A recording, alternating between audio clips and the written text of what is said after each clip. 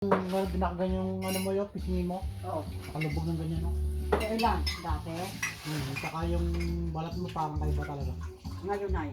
Hindi, nahaya mo, sa pagbalik namin, may yung sa may ano, sa may Quiapo ba yun? Yung lang sa pinapahid. Di ba na, ano mo yun, yung ugat niya yun, sa ganito yun. Oo. Nagbukbik-buk, ano yan, yung bagang, yung parang ganyan. Kitang-kita mo naman ugat niya, ang lalaki. Sino yun?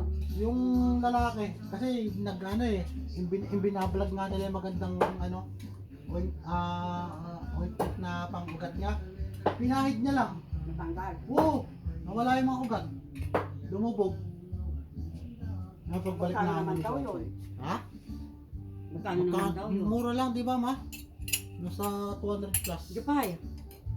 Bibilan namin kayo ng ano, kahit ilang Sa Quiapo yun? Uy Ana, ba't nanahimik ka na dyan? Di ka na nagsalita. Oo nga. Uy Ana, italbos ba ka ng ano, ng kalabasa? Ah, talong meron, talong Hindi meron. na uso yung mga hinahanap ni Nonoy. Talong. Jupay. Yung ano, sitaw.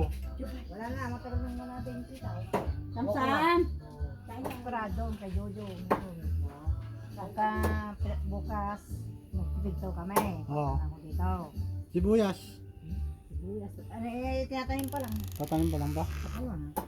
Ano yung buto? Oh, Noyo, bigyan mo kay isa. Hindi siya pa mabibigay kasi nirit ako naman.